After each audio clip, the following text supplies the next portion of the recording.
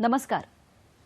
Doctor speak आरोग्य संपदा या कार्यक्रमात मी पूनम चांदोरकर आपल्या सगळ्यांचं मनापासून स्वागत करते. मंडळी, गेल्या वर्षभरापासून अधिक काळ आपण कोरोना या आजाराशी लढा देत आहोत. आपल्यापैकी अनेकाच्या संपर्कातील एका तरी व्यक्तीला कोरोनाचा संसर्ग झालाच असेल. त्यातून कित्येक जण बरेही झालेत आणि कित्येकांचा बळी सुद्धा गेला आहे. सरकार आपापल्या परीने प्रयत्न तर करत आहेत. आपणही हवी ती आणि हवी तेवढी काळजी घेत आहोत. पण तरीही कोरोनाचा सामना आपल्याला करावा लागतच आहे. गेल्या वर्षापासूनच्या अथक परिश्रमानंतर शास्त्रज्ञांनी त्यावर लस शोधून काढली. पण अजून सुद्धा आपल्या सर्वसामान्यांच्या मनामध्ये ही लस या प्रकरणाला घेऊन अनेक शंका कुशंका, अनेक संभ्रम आहेत.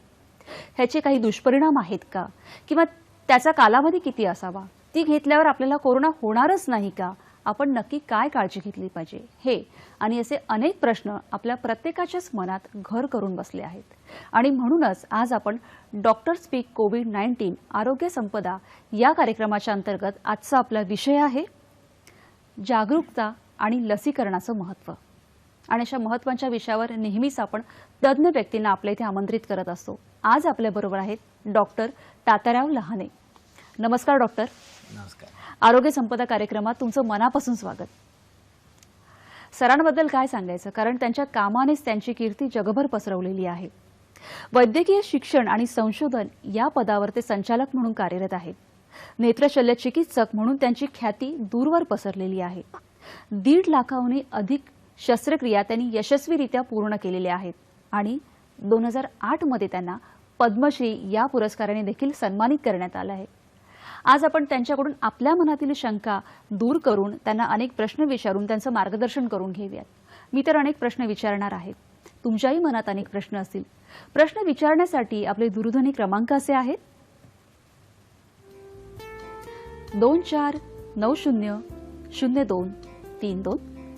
पुन्हा एकदा सांगते 24900232. मोबाईलवरून डायल करताना 022 हा एसटीडी कोड डायल करावा. आणखी एक नम्र विनंती, प्रश्न हे आजच्या आपल्या विषयाला अनुसरून असावेत आणि प्रश्न विचारताना दूरध्वनी संचाचा आवाज थोडा कमी ठेवावा, जेणेकरून आजच्या आपल्या गेस्टकडून आपल्याला जास्तीत जास्त मार्गदर्शन करून घेता येईल. चला तर आजच्या आपल्या कार्यक्रमाला सुरुवात करूया. आजचा आपला विषय आहे डॉक्टर स्पीक आरोग्य संपदा या कार्यक्रमाअंतर्गत जागरूकता आणि लसीकरणाचे महत्त्व. आणि आपल्याबरोबर आहेत डॉक्टर तात्याराव लहाने.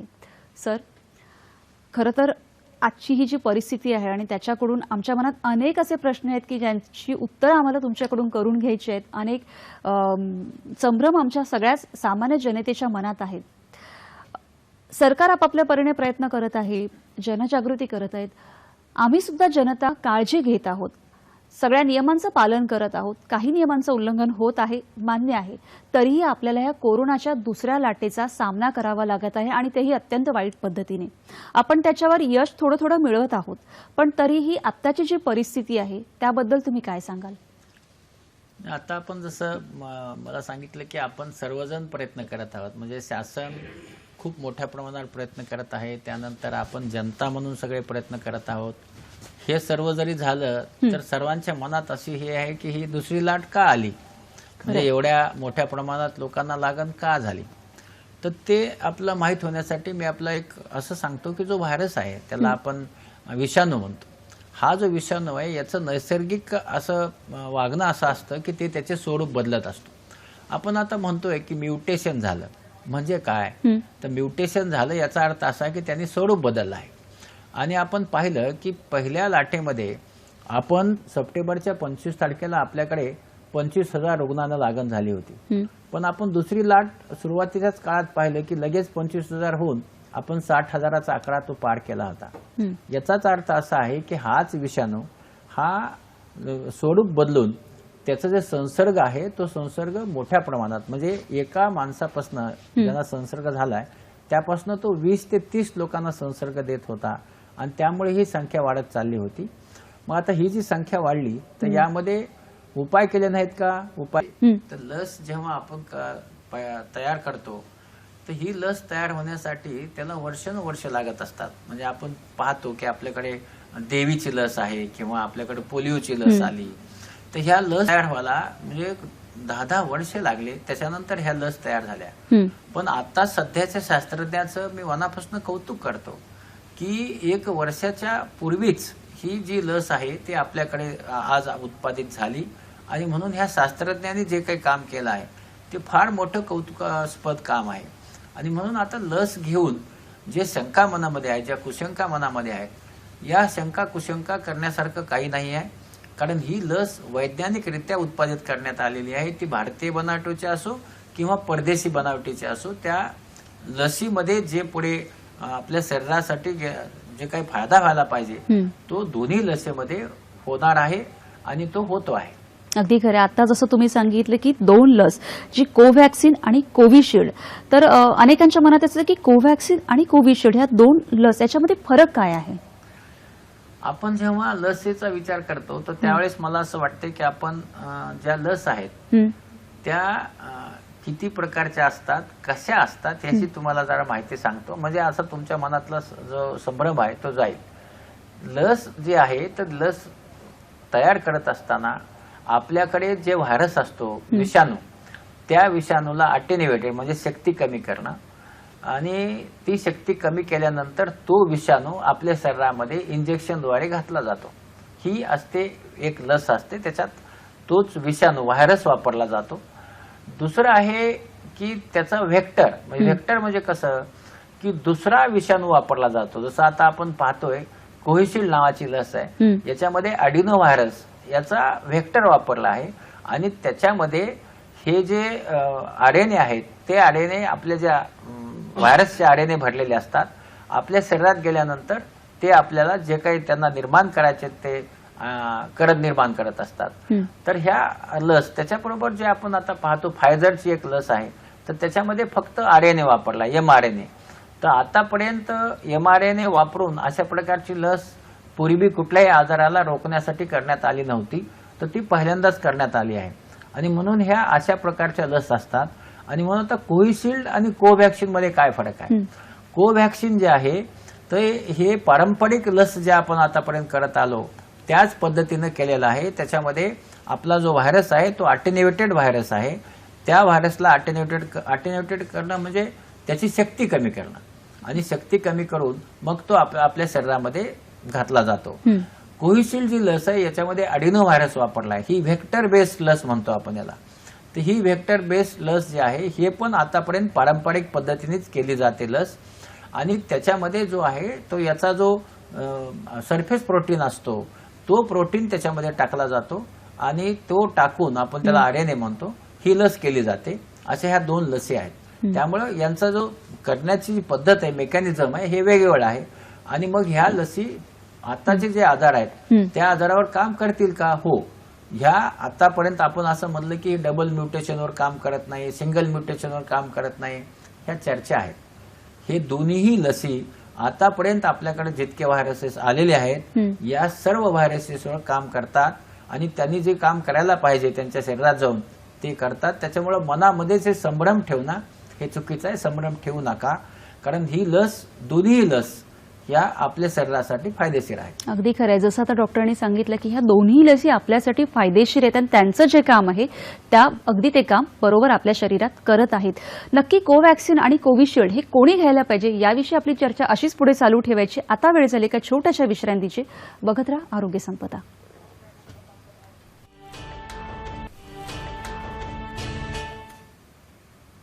आरोग्य संपदा डॉक्टर स्पीक कोविड-19 या कार्यक्रमांतर्गत लसीकरणाचं महत्त्व या विषयावर आपण चर्चा करत आहोत आणि आपल्याबरोबर आहेत डॉक्टर तात्याराव लहाने.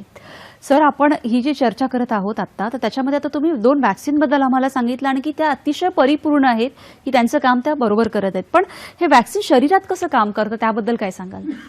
नाही, आपण जेव्हा कुठलंही व्हॅक्सिन घेतो आपल्या शरीरामध्ये तर याचं काम करत असताना आपण पाहतो की प्रथमतः आपल्या शरीरामध्ये एक पांढऱ्या रक्तपेशी असतात, त्याला आपण सैनिकी पेशी म्हणतो. तर आपल्या शरीरामध्ये जेव्हा एखादा विषाणू जातो, हा विषाणू गेल्यानंतर त्या विषाणूवर ह्या सैनिकी पेशी अटॅक करत असतात आणि आपल्या स्वतःचा जो डिफेन्स मेकॅनिझम आहे त्या मेकॅनिझमने ते काम करत असतात. मग ह्या सैनिकी पेशीमध्ये काय काय असतं? याच्यामध्ये मायक्रोफेजेस असतात. म्हणजे काय की एखादा विषाणू आत गेला तर त्या विषाणूला खायचं काम करतात ते, आणि पण त्याच्यापासून अँटीजन जो राहतो तो राहतो.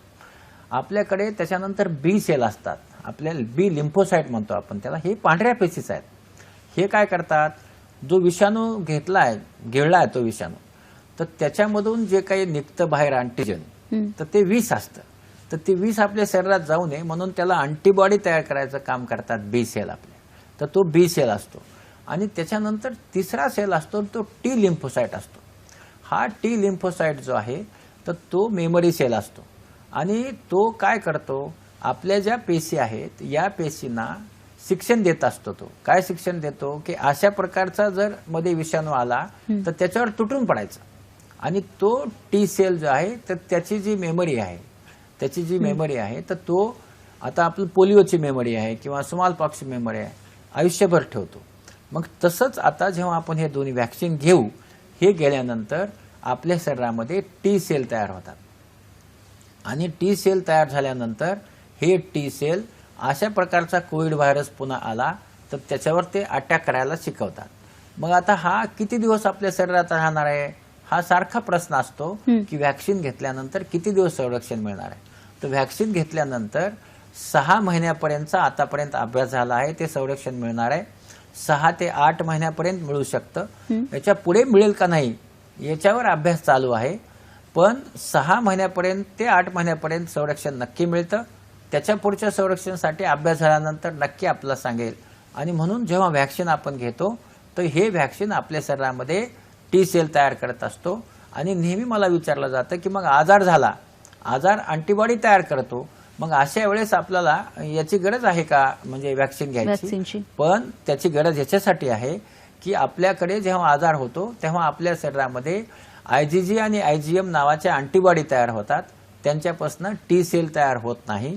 आणि त्याच्यामुळं आपण जेव्हा आजार होतो तेव्हाही आपण आजार संपल्यानंतर, जेव्हा आपला आजार असताना मात्र निश्चित घेऊ नये. आजार संपल्यानंतर, आजार झाला तेव्हापासून पुढे 6 आठवड्याने आपल्याला हे व्हॅक्सिन घेता येतं आणि ते घेतलं पाहिजे. आणि म्हणून व्हॅक्सिनचं काम करणं वेगळं, आजार झाल्यानंतरचं काम करणं वेगळं, या 2 वेगळ्या बाबी आहेत. आणि व्हॅक्सिन जेव्हा घेतो ते व्हॅक्सिन जे आहे ते आपल्या शरीरामध्ये अशा प्रकारचं टी सेल तयार करण्याचं काम करत असतं. अगदी खरंय सर. चर्चा आपल्याला पुढे चालू ठेवायची. एक फोन घेऊया आधी. माणिक सातभाई आपल्याशी बोलतात बीडवरून. नमस्कार, बोला.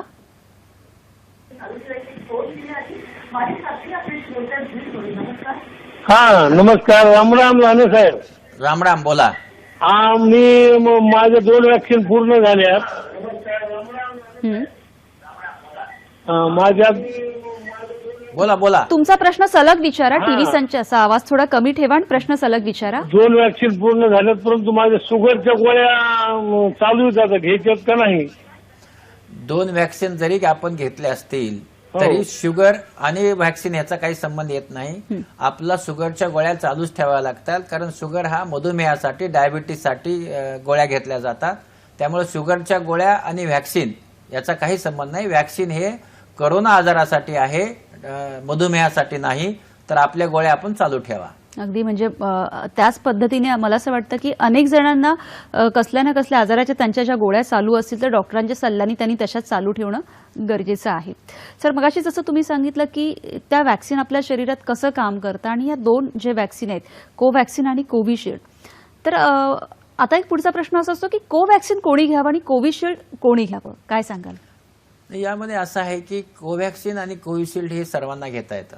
त्याच्यात काही डिफरन्स नाही आहे. पण ज्यांना आपण असं म्हणूया की इम्युनो कॉम्प्रोमाइज आहेत, जसं की आपण म्हणूया की ज्यांना किडनी ट्रान्सप्लांट झाला, जे माझ्यासारखे रुग्ण आहेत की ज्यांना किडनी बदललंय, त्यांना इम्युनोसप्रेशनच्या गोळ्या चालू आहेत, किंवा कुणाला असा आजार होऊन त्याला इम्युनोसप्रेशन चालू आहे, किंवा अशा प्रकारच्या ह्याच्यामध्ये अशा आजाराने कोव्हॅक्सिन घ्यावं, कोविशिल्ड घेऊ नये.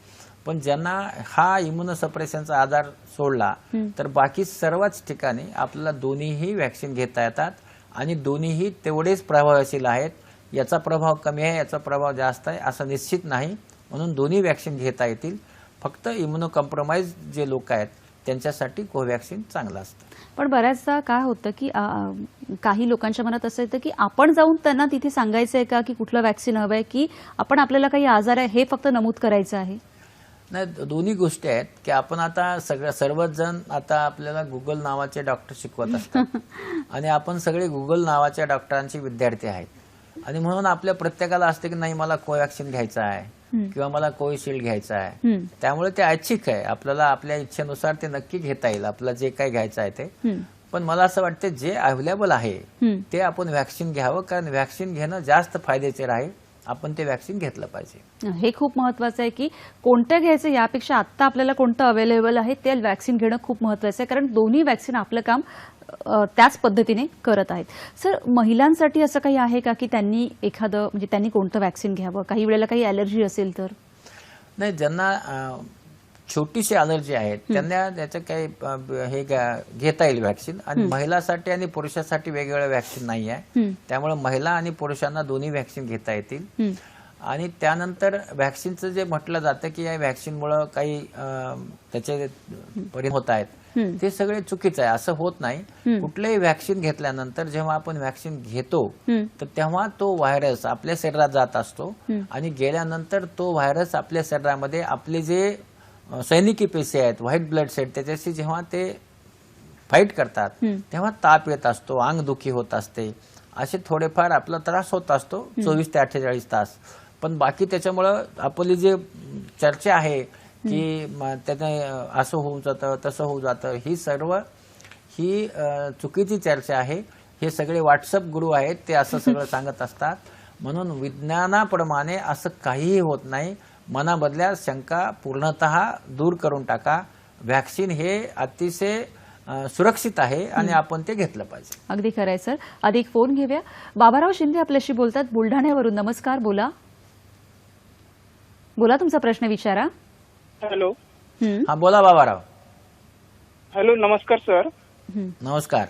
मी 26 मार्चला डोस घेतला होता पहिला. बोला बोला. आणि मी 13ला आरटीपीसीआर दिली, ती पॉझिटिव्ह आली. तर मला आता दुसरा डोस कधी घ्यायचा, मी कधी घेणार तुम्हाला ना? हा, तिथून पुढे 6 आठवडे मोजा आणि 6 आठवड्यानंतर तुम्हाला दुसरा डोस घेता येईल. धन्यवाद बाबारावजी.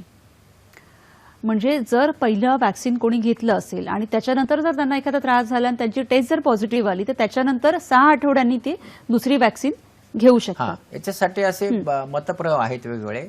पण एक निश्चित आहे की जेव्हा आपला आजार ऍक्टिव्ह असतो, म्हणजे पहिले 14 दिवस त्या निश्चित घेऊ नये, पुढचे 14 दिवस तो ऍक्टिव्ह असतो तो घेऊ नये. आणि म्हणून आपल्या शरीरामधून हा आजार जेव्हा बाहेर जाईल तर तो 6 आठवडे त्याला बाहेर जायला लागतं. म्हणून 6 आठवड्याने घेतलेलं कधीही चांगलं असतं. पण डॉक्टर, समजा आपण पहिली व्हॅक्सिनही घेतली आहे सर आणि दुसरी व्हॅक्सिनही घेतली आणि त्याच्यानंतर सुद्धा आपल्याला टेस्ट पॉझिटिव्ह किंवा कोरोना होण्याची शक्यता आहे का? नाही, हे बघा कसं आहे की जेव्हा आपण पहिला किंवा दुसरा डोस घेतो आणि आपण असं पाहिलं की त्याचं पॉझिटिव्ह होण्याचं प्रमाण नक्की आहे, फार मोठं नाही आहे पण ते प्रमाण आहे. आणि त्या प्रमाणामध्ये समजा आपला झाला तर आणि म्हणूनच सांगितलं जातं की आपण व्हॅक्सिन जरूर घ्या, पण त्रिसूत्री पाळा. म्हणजे आपला मास्क घालणे, अंतर ठेवणे आणि सॅनिटायझेशन करणे हे ठेवा. कारण आपण जेव्हा एखादं व्हॅक्सिन घेतो, हे व्हॅक्सिन आपला त्या आजारापासून आजार होणार नाही ह्याचं संरक्षण देत नाही, पण आजार झाल्यानंतर आपल्या शरीरामध्ये ज्या आताच तुम्हाला सांगितलं मी की टी लिम्फोसाइट आहेत ते त्याच्यावर तुटून पडतात आणि आपल्याला सौम्य स्वरूपाचा आजार होतो. म्हणजे त्याच्यामध्ये ऑक्सिजन लागणे, व्हेंटिलेटरवर जाणे या सर्व गोष्टी होत नाहीत. आणि म्हणून पहिली लस घेतली किंवा दुसरी लस घेतली तरी आपला आजार होऊ शकतो आणि हा आजार झाल्यानंतर आपला त्याचं जे आहे तर तो सौम्य स्वरूपाचा होतो. आणि म्हणून आपल्याला त्रिसूत्री जी आहे जरी व्हॅक्सिन घेतलं तरी ती पाळायची आहे. अगदी खरं. आता जसं तुम्ही सांगितलं की त्रिसूत्री तर पाळायचीच आहे, त्याविषयी आपण बोलूया. पण व्हॅक्सिन घेतल्यावर जसं की नॉर्मली अंग दुखणं किंवा ताप येणं हे आपल्याला होतं, तर त्याच्यावर काय औषध तेव्हा घ्यावं आणि त्याच्यानंतरही काय काळजी घेणं गरजेचं आहे? जसं आपण व्हॅक्सिन घेतो तर व्हॅक्सिन घेतल्यानंतर मी जसं सांगितलं की तो जो आपल्या शरीरामध्ये व्हायरस किंवा व्हेक्टर जो गेला आहे, तर हा जो व्हायरस किंवा व्हेक्टर आपल्या शरीरात जातो तर तो गेल्यानंतर आपल्या शरीरात तो रिॲक्शन निर्माण करतो. तर ती रिॲक्शन केल्यानंतर आपल्या शरीरातल्या पेशी त्याच्यावर हल्ला करतात. त्यामुळे आपल्याला ताप येतो, आपलं अंगदुखी होते. आणि अशा वेळेस हे जे आहे तर आपण क्रोसिनची गोळी जी आहे, ही क्रोसिनची गोळी जर 500 मिलीग्रामची घेतली 2 दिवस सकाळ संध्याकाळ दुखत असेल तर, जसं जवळपास 90% ते 95% लोकांना काही त्रास होत नाही. 2 ते 5% लोकांना त्रास होतो. त्यांनी क्रोसिनची गोळी घ्यावी आणि ती घेतल्यानंतर मला असं वाटतं की ही एक डॉक्टर स्पीक कोविड-19 या कार्यक्रमांतर्गत लसीकरणाचं महत्त्व या विषयावर आपली चर्चा सुरू आहे आणि आपल्याबरोबर आहेत तज्ज्ञ डॉक्टर तात्याराव लहाने. डॉक्टर, जसं आता आपण विश्रांतीला जाण्यापूर्वी सांगितलं की थोडा ताप येतो, तुम्ही सांगितलं की 90-95% लोकांना त्रास होतो, पण असाही एक संभ्रम लोकांच्या मनात आहे की बऱ्याचदा असं होतं की त्रास झाला तर ती लस परिपूर्ण आहे किंवा ती आपल्या शरीरात काम करते आणि त्रास नाही झाला तर ती काम नाही करत. तर हे नक्की काय, ह्याच्यावरचा गैरसमज दूर करा. नाही, हा संपूर्णतः गैरसमज आहे. कारण आपल्या शरीरामध्ये जेव्हा लस जाते तर मी आपल्याला सांगितलं की 95% लोकांना त्याचा त्रास होत नाही. आणि आपण लसीचं प्रमाण ऐकलं तर हे किती टक्के लोकांच्यामध्ये यशस्वी होते, ते जवळपास 80% लोकांच्यामध्ये ते यशस्वी होते. आणि राहिलेले 20% लोकांना आजारातून संरक्षण मिळतं, म्हणजे आजारापासून त्यांना संरक्षण मिळत असतं. आणि म्हणून 99% लोकांना ह्या लसीपासून संरक्षण मिळत असतं. तर मग आपण जर म्हटलं की 5% लोकांना ज्यांना त्रास होतो त्यांच्यातच ती लसीचे 2 डोस देतो, त्याच्यामुळे ही न्यूट्रलायझिंग अँटीबॉडी तयार होते. म्हणून आपले वैज्ञानिक आपल्या शरीरामध्ये न्यूट्रलायझिंग अँटीबॉडी तयार व्हावी याच्यासाठी लागणारा जो डोस आहे तो त्याला आपण बूस्टर म्हणतो. म्हणून 1 डोस देतो आणि बूस्टर देऊन त्याला आपण इन्हान्स करतो. जसं आपण मागे टीव्ही असायचा, टीव्ही चालवत असताना तो नीट दिसायचा नाही म्हणून आपण बूस्टर लावायचं, तशा प्रकारचं हे बूस्टर आहे. त्याच्यामुळे आपला जे आहे ते अँटीबॉडी तयार होते. म्हणून मनातले गैरसमज काढून टाका. आपल्याला साईड इफेक्ट झाले किंवा साईड इफेक्ट नाही झाले तरी लस त्याचं काम करत असते. अगदीच डॉक्टर. एक फोन घेऊया आपण. यादवराव आपल्याशी बोलतायत नांदेडवरून. नमस्कार. हॅलो डॉक्टर साहेब. हॅलो. हा, बोला यादवराव, बोला. नमस्कार साहेब. नमस्कार. माझ्या पत्नीला, मिसेसला रिॲक्शन येतं कोण्या गोळ्याचं, आणि तिथे एन्जिओग्राफी झालंय आणि बीपी शुगर आहे, ते गोळ्या चालू आहेत. तर ते व्हॅक्सिन घ्यायचं का? कोणत्या गोळ्या घेतं तर रिॲक्शन आलंय का? दवाखान्यात दाखवलं, कोणत्या गोळ्या आजारासाठी म्हणा कशासाठी म्हणा दाखवलं तर कोणत्या गोळ्या आल्या पण रिॲक्शन आलंय.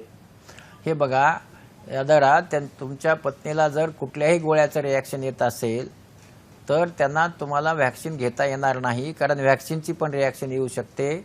पण मधुमेह आहे, रक्तदाब आहे किंवा कुठलाही आजार आहे तर त्यांना व्हॅक्सिन घेता येतं, पण त्यांना रिॲक्शन नसेल, अलर्जी नसेल तर खोकला आला तर ताबडतोब तपासणी करून घ्यायची आणि कोविडची पण तपासणी करायची आहे. कारण शेवटी मुला जो आहे, मुलाला सांभाळण्याचं काम त्यांच्या पालकांचं आहे, आईवडिलांचं आहे. तर त्यांनी ती काळजी घ्यायची आहे. आणि मुलांना आता आजार होत नाही असं म्हणणं नाही, योग्य होणार नाही. होतो तो, पण तो एकदम सौम्य प्रकारचा आजार असतो. पण कधी कधी काही मुलांच्या मध्ये तो तीव्र स्वरूपाचा आजार पण होऊ शकतो आणि त्यासाठी त्याची काळजी घेणं गरजेचं आहे, तपासणी करणं गरजेचं आहे आणि मग त्याच्यावर औषधोपचार करणं पण गरजेचं असतं. आणि म्हणून मुलांना आजार झाला तर त्याच्यामध्ये जास्त करून फार सिरियस आजार होत नाही, पण सौम्य स्वरूपाचा आजार होतो.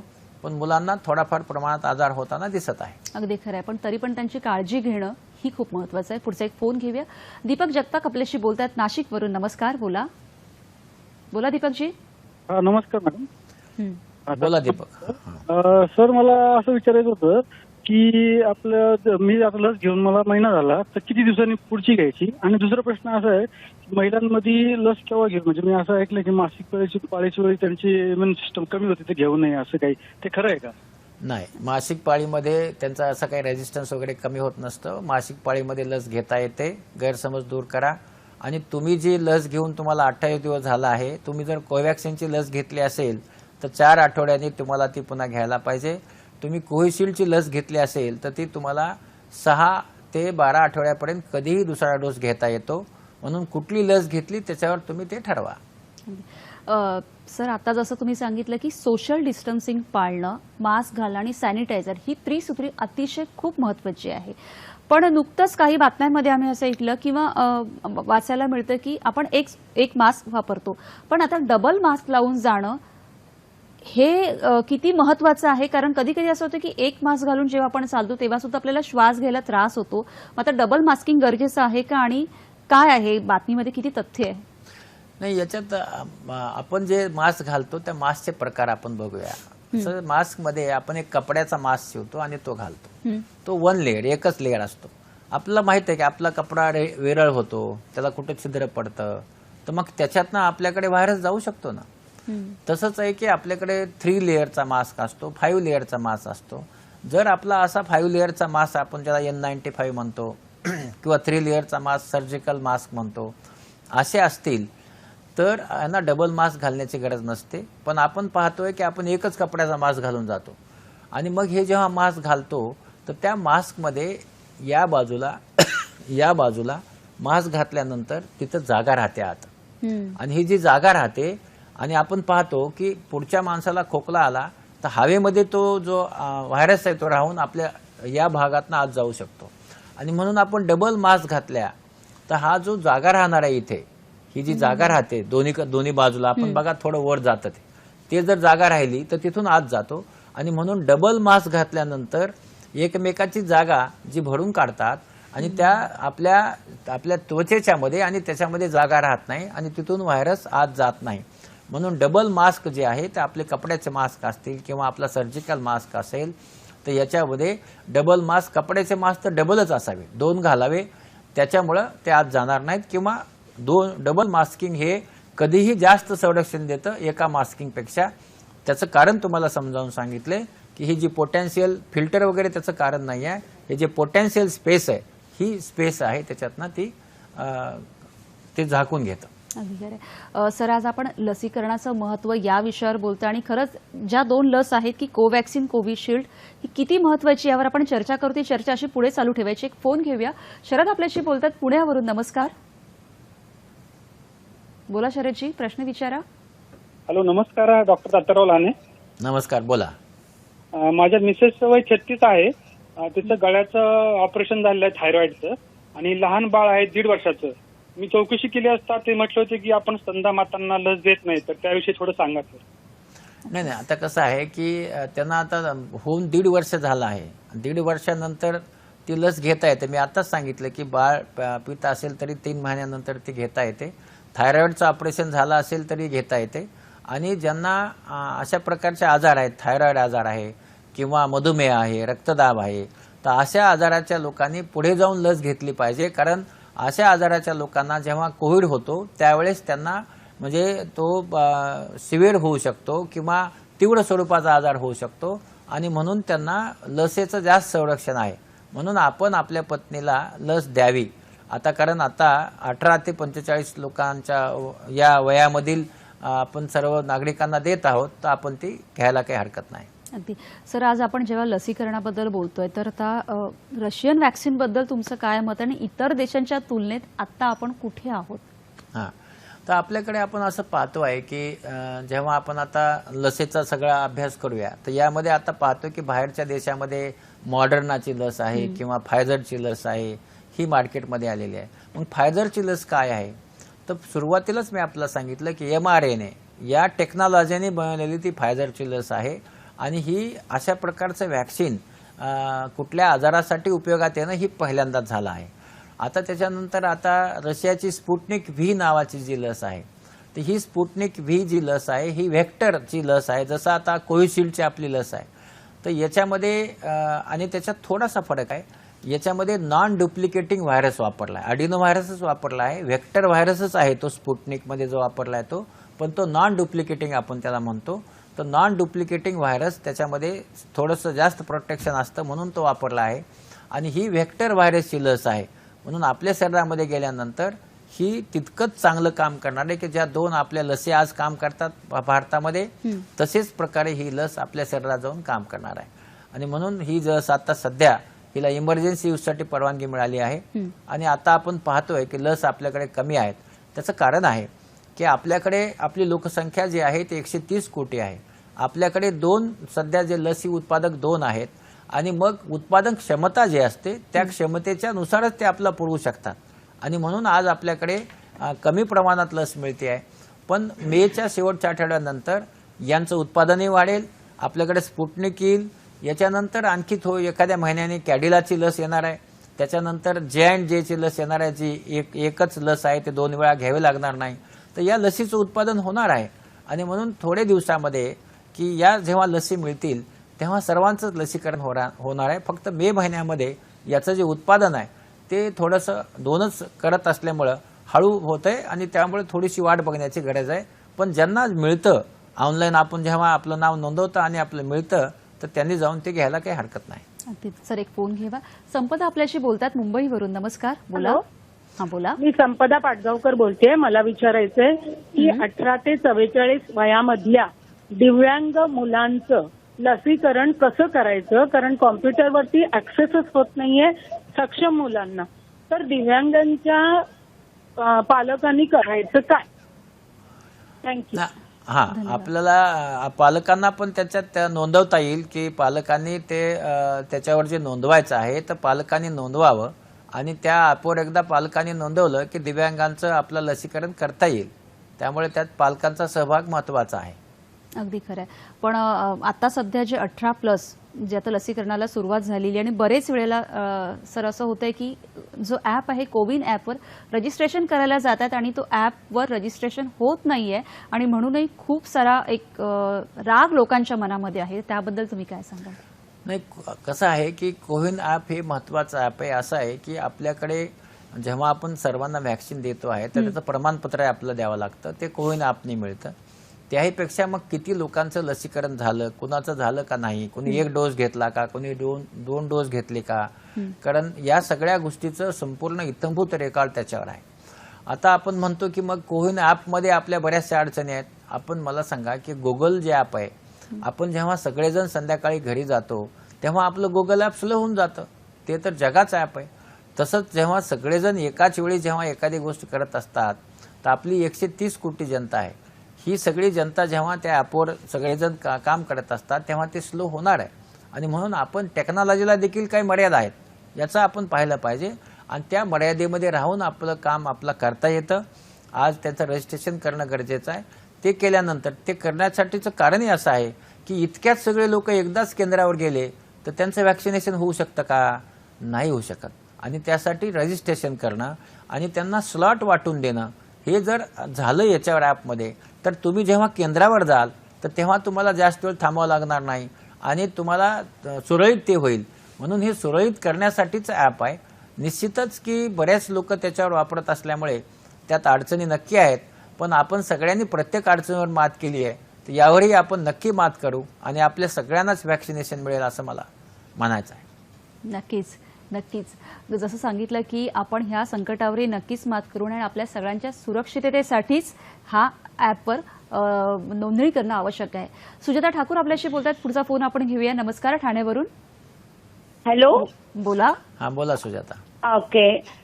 सर, माझे वडील 82 वर्षाचे आहेत आणि ते डायलिसिस आहेत कारण त्यांचे दोन्ही किडन्या डॅमेज झालेल्या आहेत.